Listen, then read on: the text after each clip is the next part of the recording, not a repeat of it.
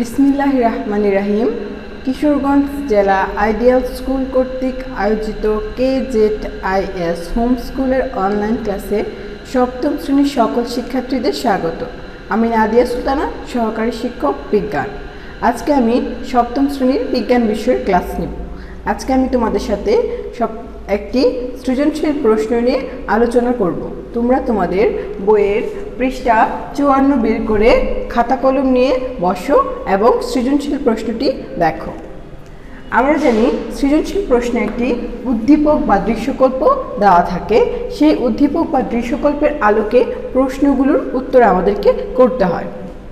তাহলে তোমাদের এই যে 54 পৃষ্ঠার বইয়ের 1 নম্বর সৃজনশীল যেটি রয়েছে সেটির উদ্দীপকটি হচ্ছে একটি চিত্রে দুটি চিহ্নিত অংশ রয়েছে। এই চিহ্নিত অংশ থেকে আমরা ঘ এবং ঘ অর্থাৎ প্রয়োগ এবং উচ্চতরমূলক দক্ষতার প্রশ্নের উত্তর করব। তাহলে আমরা এখন দেখে নিই যে কি প্রশ্ন রয়েছে।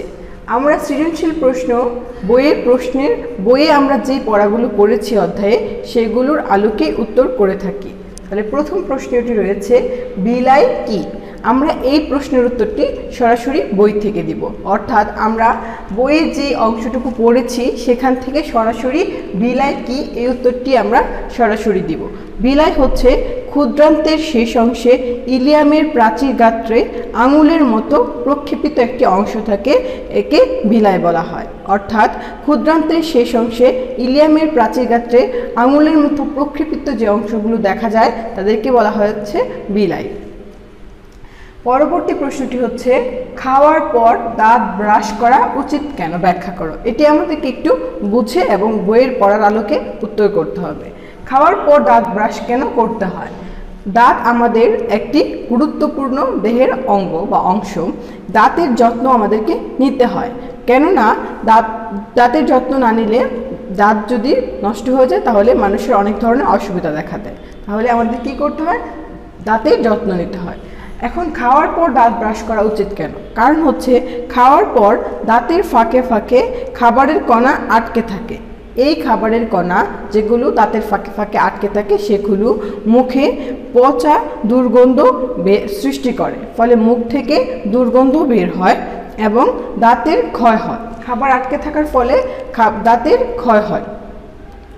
তাই আমাদের প্রতিবার খাওয়ার পর দাঁত ব্রাশ করা উচিত, যাতে দাঁতের ফাঁকে খাবার আটকে না থাকে এবং সেজন্য মুখে দুর্গন্ধ এবং দাঁতের ক্ষয় না হয় সেদিকে লক্ষ্য রাখার জন্য আমাদেরকে খাবারের পর দাঁত ব্রাশ করতে হয়।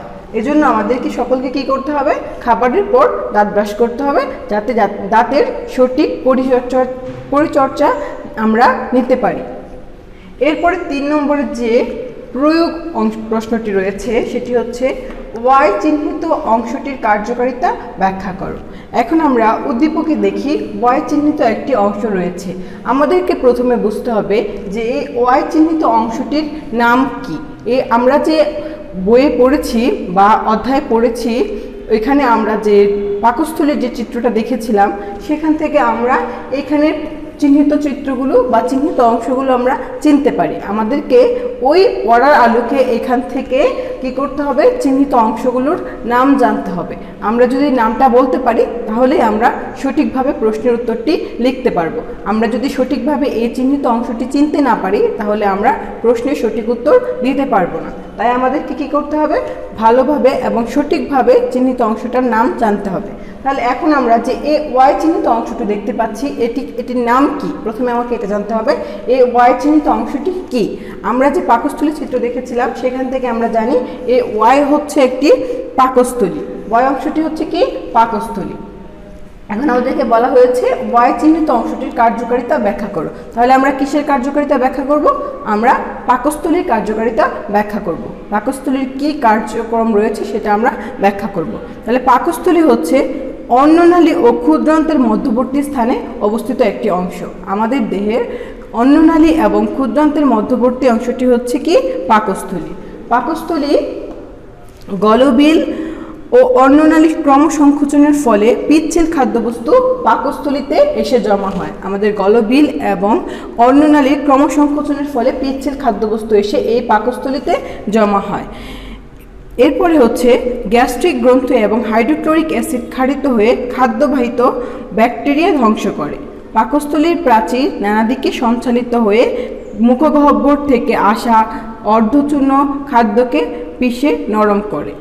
পাকস্থলীতে যখন খাবার আসে তখন সেটি পাকস্থলীর নানা দিক থেকে প্রাচীরে সঞ্চালিত হয়ে যে মুখগহ্বর থেকে খাদ্যটা আসে সেটাকে পিষে কী করে, নরম করে। এ সময় গ্যাস্ট্রিক রস খাদ্যরসের সাথে মিশে খাদ্যকে মণ্ডে পরিণত করে। এই পাকস্থলীতে থাকা খাদ্যকে তখন গ্যাস্ট্রিক রস খাদ্যরসের সাথে মিশে একটি মণ্ডে পরিণত করে।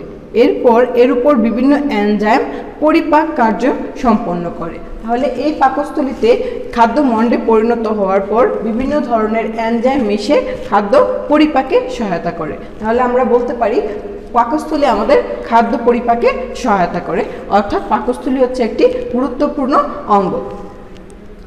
এরপরের যে প্রশ্নটি রয়েছে সেটি হচ্ছে উচ্চতর দক্ষতা। সেখানে আমরা 1, 2, 3 মিলে এবং আমাদের পড়া এবং আমাদের নিজেদের কিছু সৃজনশীলতা খাটিয়ে এই প্রশ্নটির উত্তর করতে হয়। তাহলে এখন আমরা দেখি ঘ নাম্বার প্রশ্নটি, অর্থাৎ উচ্চতর দক্ষতায় কি প্রশ্নটি রয়েছে। প্রশ্নটি রয়েছে যে অংশটি ক্ষতিগ্রস্ত হলে মানবদেহে কী ধরনের সমস্যা দেখা দিবে ব্যাখ্যা করো। তাহলে এখানে আমাদেরকে প্রথমে যেটি বুঝে নিতে হবে সেটি হচ্ছে এই জেড অংশটি কি, জেড অংশটির নাম কি। আমরা দেখতে পাচ্ছি জেড অংশটি হচ্ছে একটি যকৃৎ। তাহলে যকৃৎ যদি ক্ষতিগ্রস্ত হয় তাহলে মানবদেহে কী ধরনের সমস্যা দেখা দেয় সেটা আমাদেরকে ব্যাখ্যা করতে বলা হয়েছে। তাহলে আমরা ব্যাখ্যা করব এখন কিভাবে যকৃৎ ক্ষতিগ্রস্ত হলে মানবদেহে বিভিন্ন ধরনের সমস্যা দেয়। যকৃৎ হচ্ছে মানবদেহের সবচেয়ে বড় গ্রন্থি। মানবদেহে যে কয়েকটি গ্রন্থি রয়েছে তার মধ্যে সবচেয়ে বড় গ্রন্থটি হলো যকৃৎ। যকৃতে নানা ধরনের জৈব রাসায়নিক বিক্রিয়া সংঘটিত হয় যা দেহের বিপাক ক্রিয়ায় গুরুত্বপূর্ণ ভূমিকা পালন করে। আমাদের এই যকৃতে নানা ধরনের জৈব রাসায়নিক বিক্রিয়া সংঘটিত হয় যার ফলে আমাদের বিপাক ক্রিয়া সম্পন্ন হয়। হজমের সময় যকৃৎ থেকে আমাদের কি হয়, পিত্তরস তৈরি হয়। এটি আমরা যখন পড়েছি তখনও আমরা যকৃৎ সম্বন্ধে যখন পড়েছি তখন আমরা জেনেছি। আমরা জানি যকৃৎ থেকে পিত্তরস তৈরি হয়। পিত্তরস পিত্তনালীতে জমা হয়। পিত্তনালীতে জমা হয়। হজমের সময় পিত্তনালী দিয়ে পিত্তরস ডিউডেনামে এসে খাদ্যের সঙ্গে মিশে। পিত্তরস স্নেহজাতীয় খাদ্য হজমে সহায়তা করে। পিত্তরস চর্বি, লৌহ, ক্যালসিয়াম, ভিটামিন ইত্যাদি শোষণে সাহায্য করে।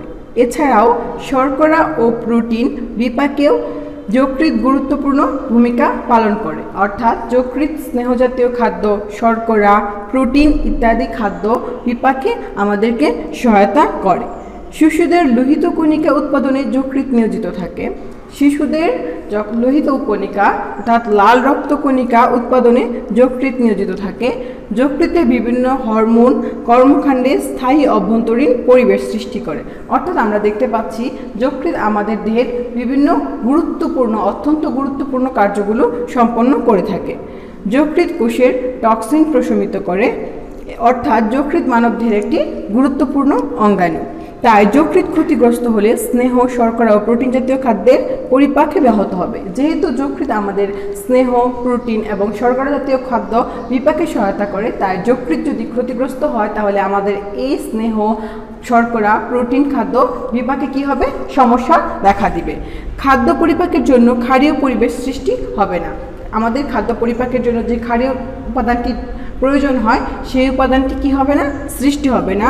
রক্তে পিত্তরস বা বিলিরুবিনের মাত্রা বেড়ে মানবদেহে বিভিন্ন রোগ সৃষ্টি হবে। যকৃৎ যদি ক্ষতিগ্রস্ত হয় তাহলে রক্তে বিলিরুবিনের মাত্রা বেড়ে যায়, ফলে মানবদেহে বিভিন্ন রোগের সৃষ্টি হয়।